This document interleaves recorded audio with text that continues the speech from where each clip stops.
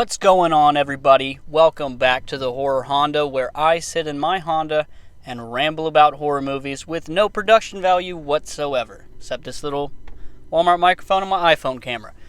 And the last movie we were rambling about on my channel, which you could check out if you want to, is Winnie the Pooh, Blood and Honey, the first one. And I had heard many things about how it's like the worst movie ever made, it's horseshit, blah, blah, blah, blah, blah. You can go check out my opinions on that one, but I didn't mind it.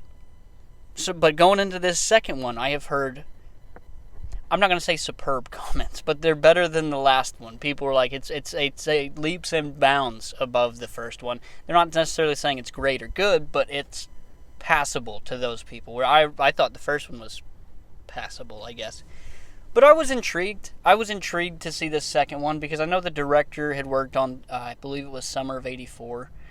And so he's got a little more stake in the game, a little more clout, if you will, ability. And I was curious to see it. Again, I didn't mind the first one. So going into the second one, I was expecting a pretty good experience because that's all I'd heard.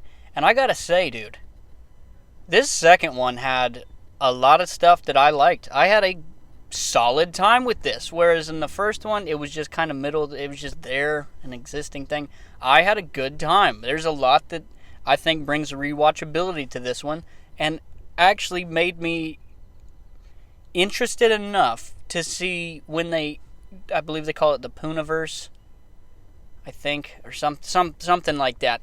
Whenever they start adding more of Winnie the Poohs or the Tigger movie or Owl or whoever they decide to drag into this Poohniverse, if you will, I'm enticed to want to see what's next because this sequel really took stock of the criticisms that they received for the first one and vamped it.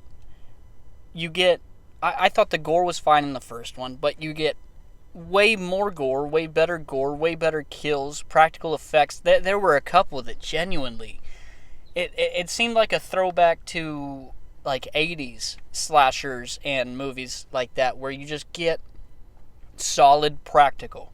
And it seemed like it almost was homage-like to that. You got a storyline. That was a big complaint of people from the first one. There was no cohesive story. And this one has a beginning, a middle, and an end. And there are points where it kind of drags on, or maybe it didn't need this scene or that scene. And the pacing can be kind of weird. But it has a story. You know what Christopher Robin, you know what Pooh, you know what the characters are going through, why they're doing it, what they're doing it for. And I think it really tied to that first one well. I was kind of curious how they were going to pick it up, and I think they did great at taking bits of the first one, tying just enough of the second one to the story that you know what's going on. It could be a standalone, but for the people that saw the first one, you do get a resolution to how the first one left off. And if you were someone who just absolutely despised, hated every single scene of the first one, this might not be for you. If you didn't even get a enjoyment out of a kill in that first one, this probably isn't, you're probably not gonna, it's not gonna reach bounds or heights that are worth watching the second one for, in my opinion. But if you had an inkling of fun, if you didn't mind the first one, I think this second one is going to vamp it up. I think you're going to enjoy where they go with it. If you didn't like the original, I don't think this offers any new flavor that a generic slasher would offer. I think it's just going to be another movie where you go, okay. The way I felt about the first one is probably how you feel about the second one. You'll go, it was a movie. It was there. But I think if you had some fun with that first one, this second one does a good job at vamping up the gore, vamping up the kills, and I'm not meaning lightly. Like, there's some pretty aggressive kills that genuinely made my skin crawl a little bit having to look at. There's a storyline, again, that makes sense, that can tie it all together. I think one of the lower points is dialogue, or it kind of drones on. But what do you expect? It's not going to be a masterpiece, but as far as a slasher goes, as far as a film goes, rewatchability, I gladly would watch this again over a lot of things. I can't see myself rewatching the first one. I can't even see myself if I did a marathon starting with the first one. Like, there are people that put on Friday the 13th that don't care for the first one, but they'll watch 4, or they'll watch 6, or they'll watch 2, or whatever their favorite one is. They don't have to necessarily marathon the movies. And this one is definitely that, where this is a standalone. I enjoyed watching this by itself. I don't see myself ever needing to see the first one again, because it adds nothing to the lore, adds nothing to the story that you need. You really need to enjoy this second one. So if you haven't seen the first one, you don't necessarily have to, but I would say trudge through it, get through it, and get to the second one, because if you find some twinkle of enjoyment in that first, this second one is going to take all the criticisms, all the issues, all the little nuances that people did not like, that people judged about the first one, rightfully so. This one learns from that, moves it forward, and elevates it all, in my opinion. Every bit of it. Whatever your gripe was about the first, I think this one elevates it. If you truly despised it, I wouldn't give it a shot. I don't think it's going to do enough for you. I think you'll just leave indifferent.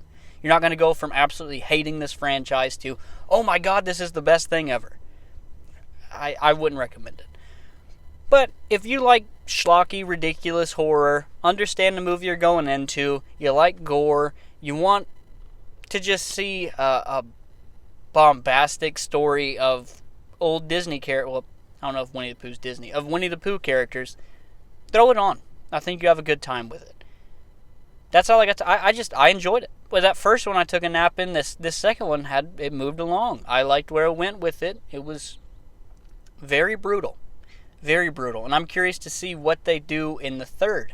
Or are they going to go more of a serious route if they do a third? Are they going to go more serious? Or are they going to go more funny and schlocky? Where are they going to go with this franchise following this film and judging the success? I haven't looked at the box office. I know the first one was huge, but people were very disappointed and felt like it was a gimmick ripoff. And that might have shot them in the foot as this series goes forward, getting casual fans, but I think this one will start die-hard fan bases of this Poohniverse. And I'm curious to see what direction they take that. Is it going to be slapsticky, horror? Is it going to be like an Evil Dead type where it seems like each one of them is a little different than the other? I'm going to be curious to see it, and I'm going to check it out. And there's a good chance before I check it out, I'll rewatch the second one again, because I had a good time with it. It's not a masterpiece, but it's not just droning on. It's got something to offer. So let me know down below, did you like the movie? Did you hate the movie? I'm not even going to ask you like the first one, because I unless you're one of those people that just loves that style of cheesy horror, I can't see you caring. But did this second one impress you? Is it more of the same? Let me know. Or did it invest you more into a franchise? Put it down below, guys. Do all the stuff all the YouTubers say. I'm getting my window fixed, hopefully today. So that's going to be an improvement on this horror Honda. Very exciting. If you didn't catch last episode, my rear window is shattered and currently duct taped together. But we're going to improve it. One step at a time, dude. Like, this channel's going to improve. We might take one step forward and get pushed 2 steps back. We'll keep improving. Same thing with this car, dude. Yeah, no AC, no power steering. Headlights all busted up. Had to zip tie my bumpers on and do all kinds of rigging up. But, one day, just keep chipping along. This Honda's going to turn out to be nice. Or I'll sell it. And I'll have to rename the channel. Or I'll have to find another Honda. I haven't thought that far ahead. But guys, thank you for watching. Let me know down below what you think. You guys are the best. Gonna try and hit the pause button on the first time. Peace.